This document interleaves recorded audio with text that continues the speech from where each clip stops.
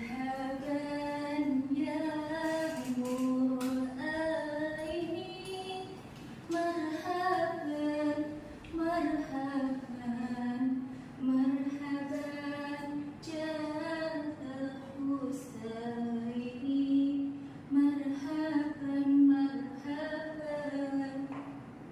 Assalamualaikum warahmatullahi wabarakatuh.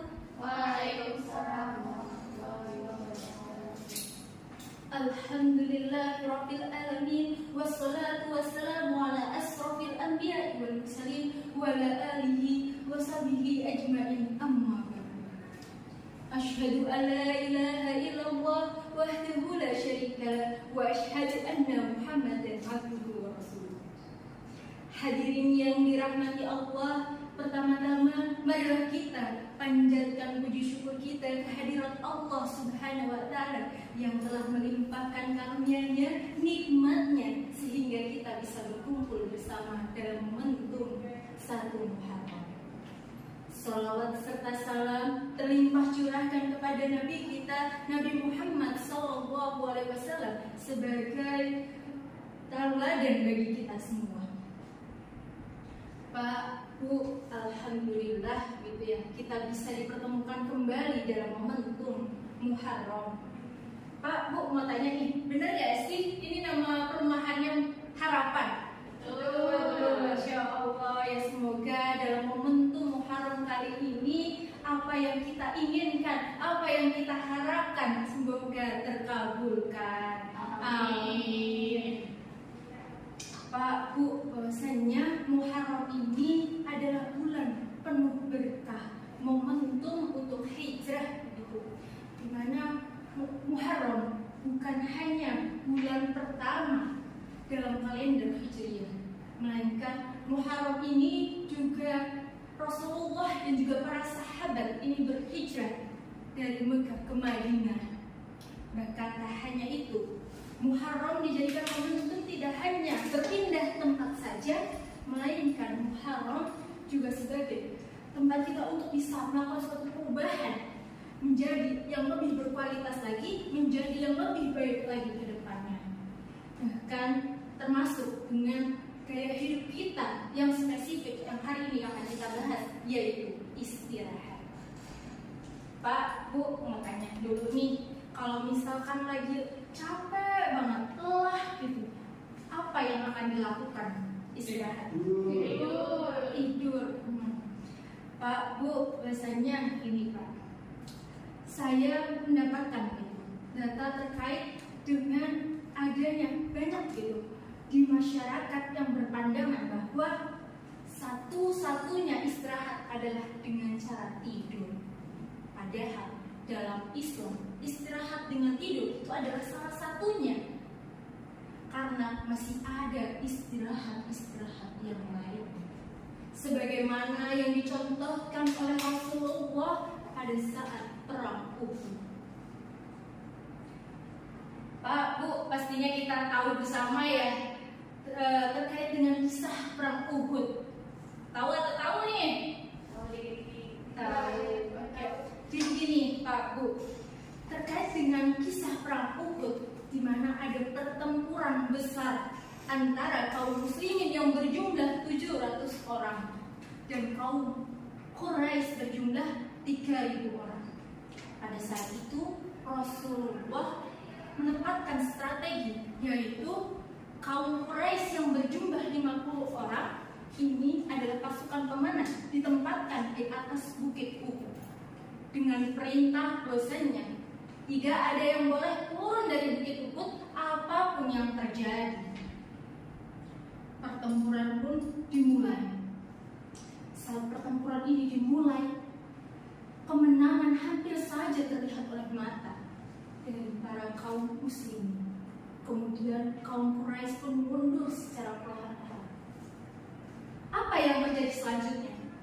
Bahwa kaum muslimin yang tadi ada di atas bukit yang berjumlah 50, 40-nya itu turun dari bukit untuk segera mengambil harta rampasan perang. Hal tersebut dimanfaatkan oleh orang-orang Quraisy Mereka menyerangnya dari belakang bukit Uhud dengan dikomandoi oleh Khalid bin Walid. Dalam sekejap, apa yang akan terjadi? Keadaan itu berbalik. Kaum muslimin yang hampir saja tadi menang, akhirnya merasakan kekalahan yang begitu pahit akibat kelalaian tadi. Harusnya perintah dari Rasulullah untuk tidak turun apapun yang terjadi, namun mereka berbondong-bondong untuk turun ke bawah. Pak, Bu, bahwasannya kondisi pada saat perang Uhud, kalau dalam artikel Kementerian Agama RI yang menyatakan bahwasanya suhu yang ada di sana sekitar 30 sampai 45 derajat Celcius. Mereka berperang selama seharian penuh. Coba Pak, Bu, bayangkan kita berdiri dalam kondisi tersebut, teriknya matahari, kemudian kita tanpa adanya AC tidak ada, kipas angin pun tidak ada, minuman dingin pun juga tidak ada, bahkan tidak pakai skincare, Pak, Bu. Tentu panasnya begitu menyengat, bahkan berkeringat sangat bercucuran. Tak hanya itu, nafas pun susah. Lalu bagaimana dengan kondisi para pasukan saat itu? Tentunya pada saat itu mereka sangat kepanasan, bahkan mereka menggunakan baju besi yang justru itu akan menyerap panas ke dalam tubuhnya. Tanah yang berdebu membuat mereka untuk sulit bernafas. Pak, Bu, bahwasanya itu tadi kisah dari perang Uhud. Lalu bagaimana dengan lelah yang mereka rasakan? Apa saja ya? Nah, dari sini saya ingin menjelaskan gitu. Apa saja lelah-lelah yang dihadapi oleh para pasukan kaum Quraisy, kaum muslimin, termasuk Rasulullah. Yang pertama adalah lelah secara fisik. Di mana lelah secara fisik ini tentu yang dirasakan adalah panas yang begitu membara di bawah suhu 30 sampai 45 derajat, bahkan seharian penuh berdiri berperang, haus dan lapar mereka rasakan, bahkan banyak pasukan yang terluka parah. Tak hanya itu, hal ini juga dirasakan oleh Rasulullah. Rasulullah terluka parah, gigi jarinya patah, hingga helm besinya menancap ke kepala hingga berdarah-darah. Pak, Bu, itu yang terjadi, lelah yang dirasakan oleh Rasulullah dan juga para kaumnya. Tak hanya itu, yang kedua adalah lelah emosional. Di mana lelah emosional yang mereka rasakan adalah bahwasanya akibat dari kelalaian dari para pemanah yang turun sehingga keadaan berbalik. Nah, mereka merasakan bahwasanya ada para sahabat termasuk paman tercinta dari Rasulullah yang meninggal akibat perang tersebut. Sungguh hal tersebut membuat luka kesedihan yang begitu mendalam. Lalu apa yang terjadi pada saat ini? Lelah apa yang kita rasakan saat ini? Contoh nih Pak, Bu, lelah fisik atau lelah emosional. Adanya seorang karyawan bernama Fulan. Dia bekerja seharian penuh, bahkan hal itu berturut-turut beliau lakukan. Beliau melakukannya untuk mengejar target-target ataupun deadline dari perusahaan. Hal itu membuat tekanan baginya. Nah, lelah fisiknya apa yang dirasakan? Lelah fisiknya adalah dia berlembur. Hal ini berturut-turut membuat badan kita pegal, capek, lesu, gak enak badan bahkan. Lalu bagaimana dengan lelah emosional? Yaitu banyaknya tekanan akibat mengejar deadline tugas ataupun target-targetan dari perusahaan. Pak, Bu, bahwasannya istirahat itu penting dalam hal ini. Namun masih banyak yang keliru dalam menetapkan istirahat, di mana istirahat yang dilakukan adalah hanya dengan cara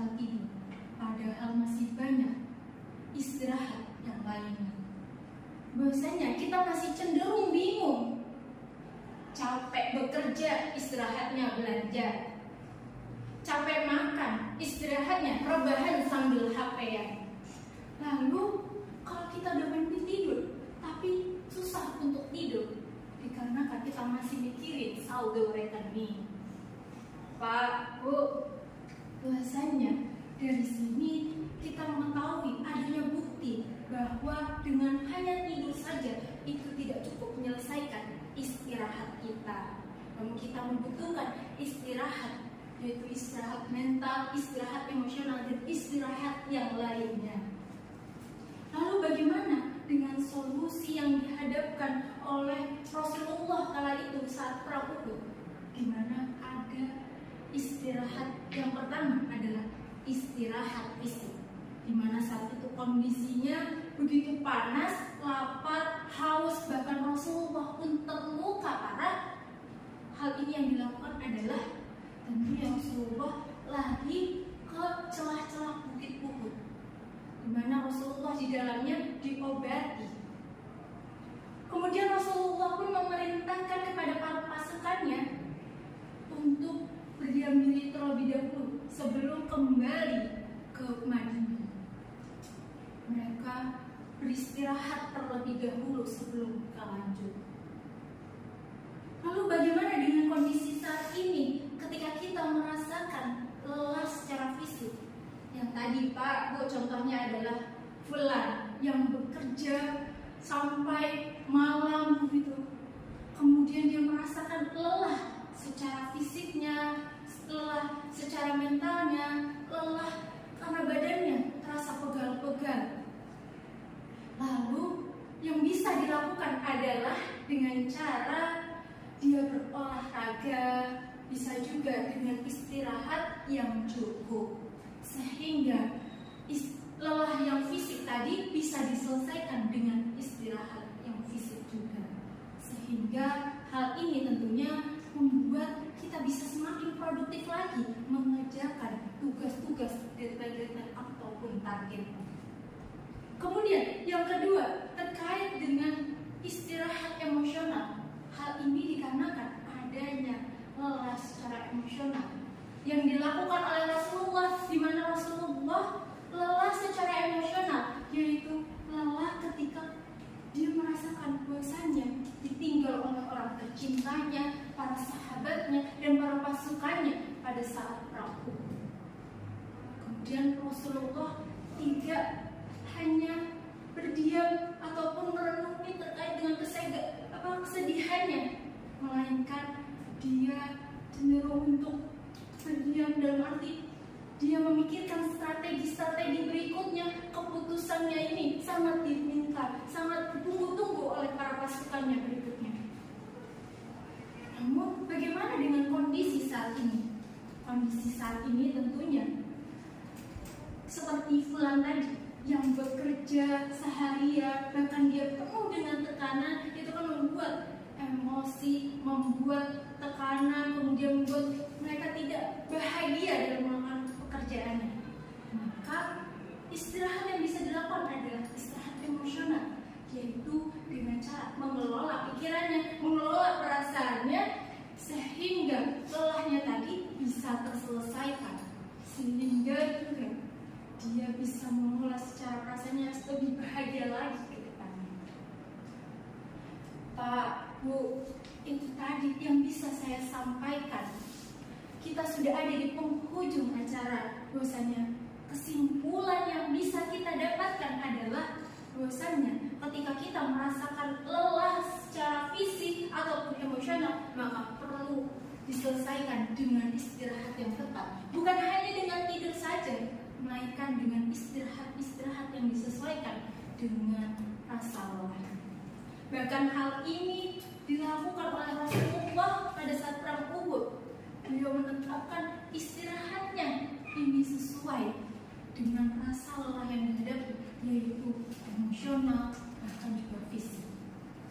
Bahkan dalam surat Al-Furqan ayat 47 bahwasanya disebutkan di dalam, dan kami jadikan malam ini sebagai istirahat dan siangnya sebagai tempat penghidupan. Artinya apa? Bahwasanya malam ini dijadikan tempat istirahat dan siang dijadikan tempat untuk kita bekerja, di mana kita bisa menyeimbangkan antara bekerja maupun istirahat, dunia maupun akhirat. Sehingga dalam hal ini Rasulullah pun juga menyebutkan dalam hadis riwayat Ahmad bahwasanya kami telah menyejukkan mata untuk beribadah dengan sholat. Maka ketika kita merasakan lelah secara emosional, maka tentunya bisa kita lakukan juga dengan cara sholat ataupun dengan berzikir. Pak, Bu, sebelum kita akhiri kajian pada hari ini, kita bersama-sama mengangkat kedua tangan kita untuk berdoa bersama. Bismillahirrahmanirrahim. Ya Allah, Ya Rahman, Ya Rahim. Ya Allah, Ya Tuhan kami, hamba mohon kepadamu ya Allah, jadikanlah istirahat kami ini seimbang antara bekerja maupun istirahat, antara dunia maupun akhirat. Semoga dengan istirahat kami ini bisa menjadi momen untuk bisa mendekatkan diri kepadamu ya Allah. Subhanaka Allahumma wa bihamdika asyhadu an la ilaha illa anta astaghfiruka wa atubu ilaik. Rabbana atina fid dunya hasanah wa fil akhirati hasanah wa qina adzabannar. Walhamdulillahirabbil alamin. Pak, Bu, terima kasih ya atas kehadiran dan juga kesempatan dan waktunya, sehingga kita bisa melaksanakan terkait dengan ceramah pada hari ini pada momentum 1 Muharram. Semoga dari apa yang kita bahas pada hari ini semoga bisa bermanfaat, bisa mengubah diri kita yang sebelumnya mungkin hanya istirahat dengan tidur, melainkan hari ini kita ke depannya bisa melakukan istirahat yang sesuai dengan lelahnya. Saya akhiri, wassalamualaikum warahmatullahi